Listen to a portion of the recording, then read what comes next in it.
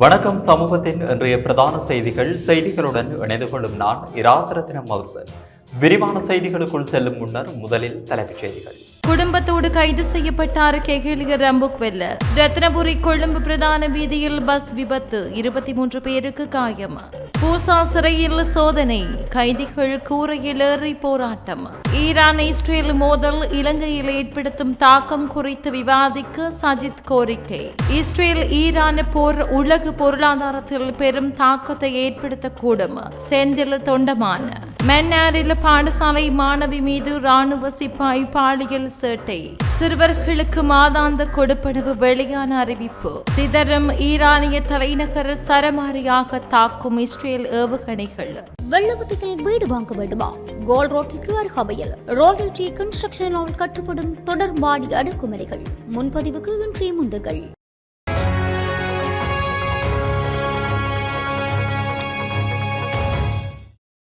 முன்னாள் அமைச்சர் கெகிலிய ரம்புக்வெல மற்றும் அவரது மனைவியும் மகளும் ஊழல் மற்றும் பண மோசடி விசாரணை ஆணைக்குழுவினால் கைது செய்யப்பட்டுள்ளனர். வெளிநாட்டில் சட்டவிரோதமாக பணம் மாற்றியதற்காக அவர்கள் கைது செய்யப்பட்டுள்ளதாக தெரிவிக்கப்பட்டுள்ளது.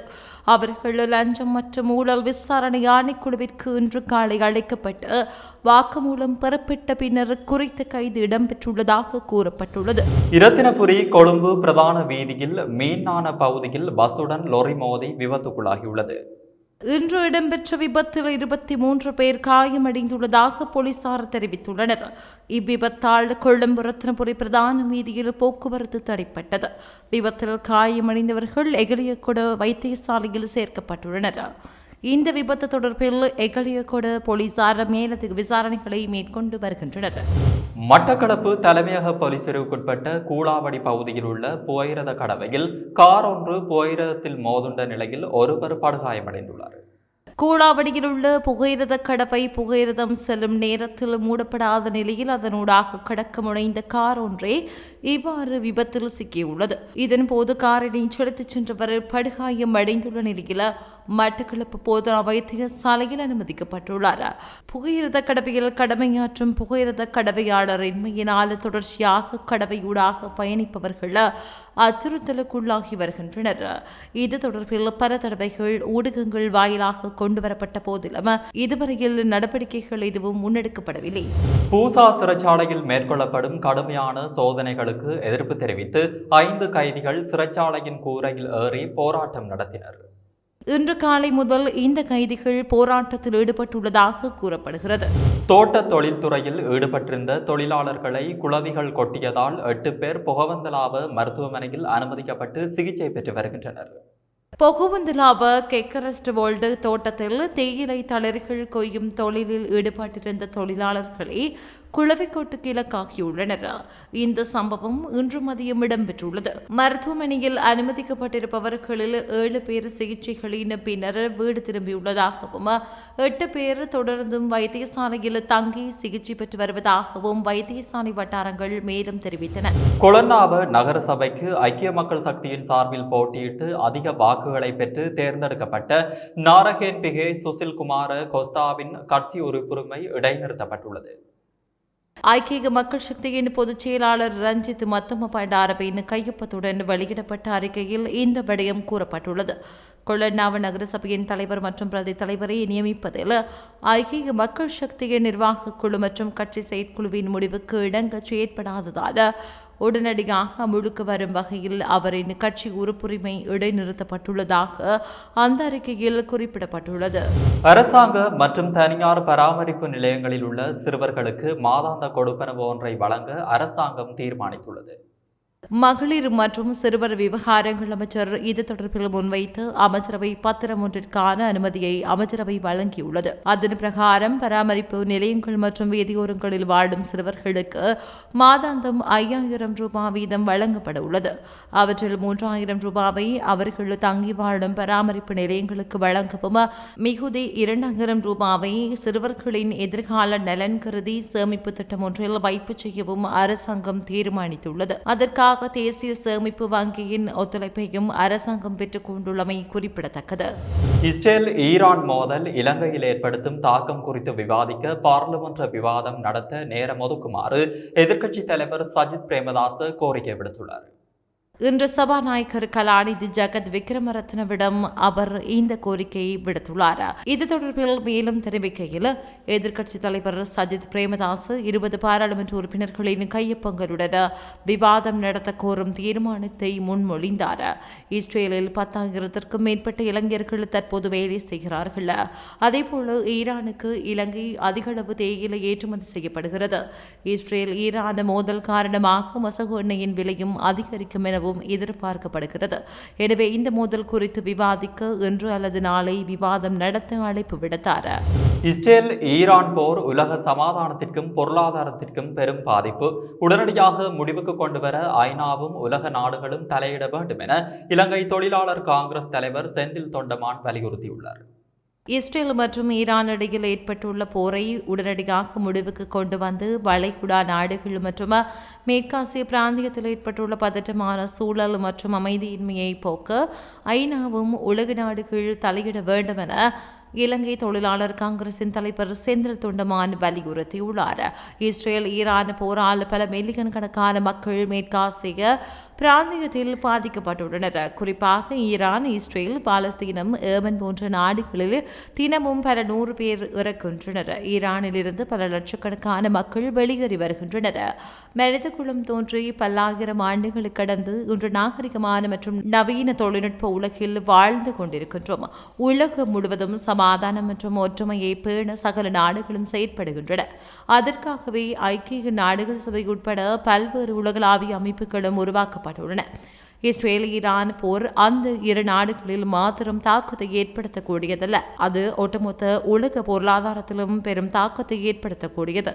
மேலும் இஸ்ரேல் மற்றும் ஈரானில் உள்ள இலங்கை மக்களின் பாதுகாப்பு உறுதிப்படுத்தப்பட வேண்டும் எனவும் இலங்கை தொழிலாளர் காங்கிரசின் தலைவர் செந்தில் தொண்டமான் தெரிவித்துள்ளார். எதிர்காலத்தில் ஈரானால் தாக்குதல்கள் அதிகரிக்கக்கூடும் என்றும் இலங்கையர்கள் தங்கள் பாதுகாப்பு குறித்து எச்சரிக்கையாக இருக்க வேண்டும் என்றும் இஸ்ரேலுக்கான இலங்கை தூதுவர் நிமல் பண்டார எச்சரித்துள்ளார். பொதுக்கூட்டங்களை நடத்த வேண்டாம் என்ற அறிவிப்புக்கு இணங்க பொசன்ன பூரணி பண்டிகையையொட்டி டெல் அவிவில் நடைபெறவிருந்த தான சாலைகள் மற்றும் தொண்டு நிகழ்வுகளும் ஒத்திவைக்கப்பட்டுள்ளதாக அவர் தனது முகநூல் கணக்கில் பதிவிட்டுள்ளார். பாதுகாப்பான வீடுகள் இல்லாத இடங்களில் வசிக்கும் இளைஞர்களுடன் இஸ்ரேல் தொடர்ந்து ஒருங்கிணைந்து செயற்படுவதாகவும் இஸ்ரேலுக்கான இலங்கை தூதுவர் அந்த பதிவில் குறிப்பிட்டுள்ளார். நுவரெலியா மாநகர சபையில் தேசிய மக்கள் சக்தி ஆட்சி அமைத்துள்ளது. நுவரெலியா மாநகர சபையின் முதல்வர் மற்றும் பிரதி முதல்வரை தெரிவு செய்வதற்கான கென்னி அமர்வு மத்திய மாகாண உள்ளூராட்சி மன்ற ஆணையாளர் தலைமையில் இன்று நடைபெற்றது.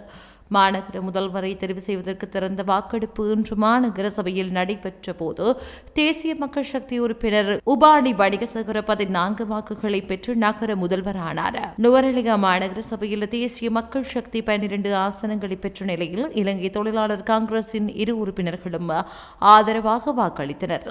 இந்த நிலையில் நுவரெலியா மாநகர சபையின் பிரதி முதல்வராக இலங்கை தொழிலாளர் காங்கிரசின் உறுப்பினர் சிவன்ஜோதி ஜோகராஜ் நியமிக்கப்பட்டுள்ளார். இதன்படி சுமார் 2 தசாப்தங்களுக்கு பிறகு நுவரெலியா மாநகரில் பிரதி முதல்வர் பதவியை இலங்கை தொழிலாளர் காங்கிரஸ் பெற்றுள்ளது. பிரதான அனுசரணை வழங்குவோர் VT கேஷ் அண்ட் கேரி மற்றும் VT சூப்பர் ஸ்டோரின் ஓன் பிராண்டான கல்யாணி அன்னபூரணி பிராண்டின் சகலவிதமான பொருட்கள் மற்றும் இலங்கை இந்திய காய்கறிகள், பழ வகைகள், சிறு தானியங்கள், எண்ணெய் வகைகள், பூஜை பொருட்கள், அன்றாட வாழ்விற்கு தேவையான அனைத்து விதமான பொருட்களையும் ஒரே இடத்தில் பெற்றுக்கொள்ள இன்றைய நாடுங்கள் VT கேஷ் அண்ட் கேரி மற்றும் VT சூப்பர் ஸ்டோர், பாரிஸ் லா சப்பல். கொழும்பு மாநகர சபையின் 26வது மேஜராக உராய் கெலி பல்தசார் பதவியேற்றுள்ளார். கொழும்பு மாநகர சபையின் 26வது மேஜராக தேசிய மக்கள் சக்தியின் உராய் கெலி பல்தசார் சற்று நேரத்திற்கு முன்னர் பதவியேற்றார். கடந்த திங்கட்கிழமை மேல் மாகாண உள்ளூராட்சி ஆணையாளர் SK ஜெயசுந்தர தலைமையில் நடைபெற்ற வாக்கெடுப்பில் கொழும்பு மாநகர சபையின் புதிய மேஜராக உராய் கெலி பல்தசார் தெரிவு செய்யப்பட்டார். ரகசிய வாக்கெடுப்பின் போது தேசிய மக்கள் சக்தியின் உராய் கெலி பல்தசார் 61 வாக்குகளையும் ஐக்கிய மக்கள் சக்தியின் ட்ரீசா சரோக் 54 வாக்குகளை பெற்றமையும் குறிப்பிடத்தக்கது. வல்வெட்டுத்துறை நகர சபையின் புதிய தவிசாளராக அகில இலங்கை தமிழ் காங்கிரசின் தவமலர் சுரேந்திரநாதன் தெரிவானார். வல்வெட்டித்துறை நகரசபையின் தவிசாளர் மற்றும் பிரதி தவிசாளரை தெரிவு செய்வதற்கான கூட்டம் இன்று வல்வெட்டித்துறை நகரசபை சபா மண்டபத்தில் வடக்கு மாகாண உள்ளூராட்சி ஆணையாளர் தேவந்தினி பாபு தலைமையில் நடைபெற்றது.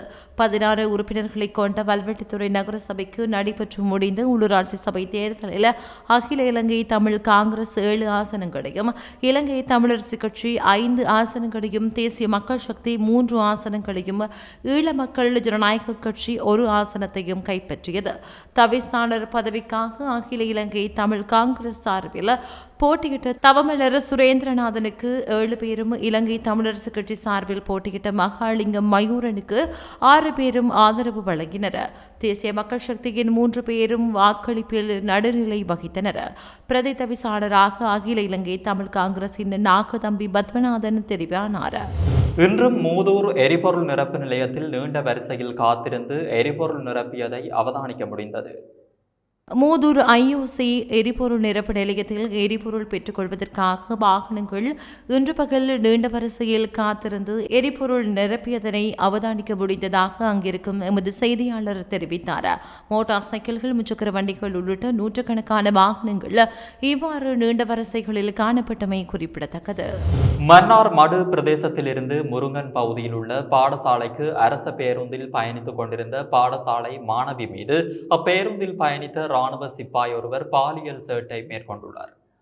இந்த நிலையில் குறித்த சிப்பாயை முருங்கன் போலீசார் கைது செய்துள்ளனர். இன்று காலை இந்த சம்பவம் இடம்பெற்றுள்ளது. குறித்த மாணவி மடு பகுதியில் இருந்து அரசு பேருந்தில் பாடசாலைக்கு பயணித்துக் கொண்டிருந்த நிலையில் குறித்த பேருந்தில் பயணித்த ராணுவ சிப்பாய் குறித்த மாணவிக்கு பாலியல் சேட்டை புரிந்துள்ளார். இதனைத் தொடர்ந்து பாடசாலை மாணவி முருங்கன் போலீஸ் நிலையத்தில் முறைப்பாடு செய்த நிலையில் முருங்கன் போலீசார் ராணுவ சிப்பாயினை கைது செய்துள்ளனர். மேலதிக விசாரணைகளை முருங்கன் போலீசார் மேற்கொண்டு வருகின்றனர். இஸ்ரேல் 50க்கும் மேற்பட்ட ஜெட் விமானங்கள் மூலம் ஈரானிய முக்கிய இராணுவ தளங்கள் மற்றும் இராணுவ ஆயுத உற்பத்தி தளங்கள் மீது தாக்குதல் நடத்தியுள்ளது. ஈரான் தலைநகரான தெஹ்ரானுக்கு அருகிலுள்ள மசகு எண்ணெய் சுத்திகரிப்பு நிலையங்களை குறிவைத்து இஸ்ரேல் தாக்கி வருகிறது. இதனைத் தொடர்ந்து இஸ்ரேலை நோக்கி ஈரானும் 10 பாலிஸ்டிக் ஏவுகணைகளை ஏவி தாக்குதல் நடத்தியதாக இஸ்ரேலிய ராணுவ அதிகாரி ஒருவர் தெரிவித்துள்ளார். இத்துடன் சமூகத்தின் பிரதான செய்திகள் நிறைவு பெற்றன. தொடர்ந்தும் சமூகத்துடன் இணைந்திருங்கள். நன்றி, வணக்கம். இது போன்ற செய்திகளை தெரிந்து கொள்ள சமூகம் நியூஸ் சேனலை சப்ஸ்கிரைப் செய்து அருகில் உள்ள பெல் பட்டனை கிளிக் செய்யுங்கள். மேலும் இது போன்ற செய்திகளை உடனுக்குடன் தெரிந்து கொள்ள சமூகமீடியா.com என்ற இணையதளத்தின் வாயிலாகவும் எங்களுடன் இணைந்திருங்கள்.